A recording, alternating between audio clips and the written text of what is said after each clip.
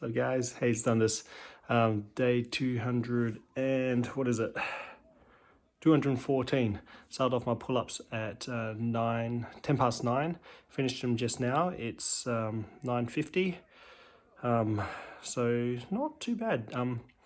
Did 87 pull-ups. All I had to do was 86, but I did 87 pull-ups in under 40 minutes. So I'm pretty happy with that actually. Given that I'm doing it from home. Got distractions, watching television at the moment, and I'm pretty hungry. I'll probably grab a bite to eat and stuff in a minute, and then get ready for bed.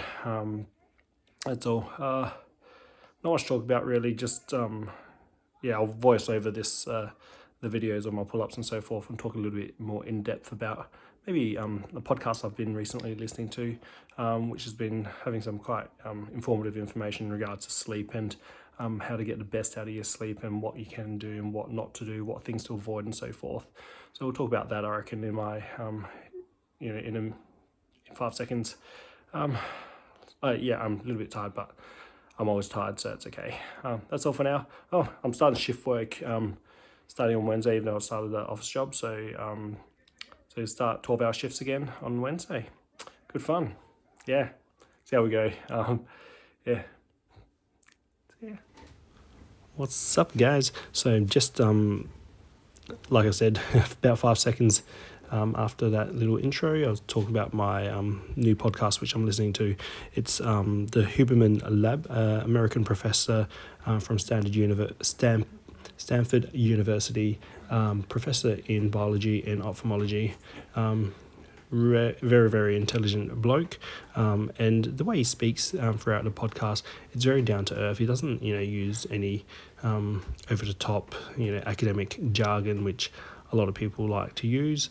I find, if you're an everyday person, you'll be able to make sense of what he's talking about. So, someone with that type of knowledge who's able to explain things at a basic level, but in depth, they know their stuff.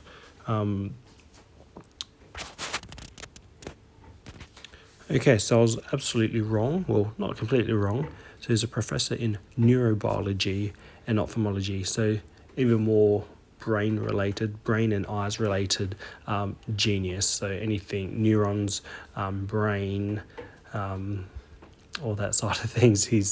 So when we're talking about sleep, this guy knows anything about sleep. Now, one thing he talks about in this podcast is about energy drinks and how they can be of benefit to an extent, but can also be quite damaging because they've got quite a lot of added stimulants and so forth. You've got vasoconstrictors and stimulants and every other sort of potential energy creating substance in these drinks, and a lot of them are full of sugar, which also is bad for you. If you are pumping yourself full of caffeine and other stimulants, that can have and cause some damage to your blood vessels. There's a lot of people out there, especially they're studying and stuff like that, who will down multiple energy drinks, and that's essentially where the problem comes into play. If you're having the one every now and then, that probably shouldn't be too much of an issue, but it's the fact that you're having 2 or 3 of these a day is where the damage is going to come in play. Not to mention that it's going to cause some issues for the ticker.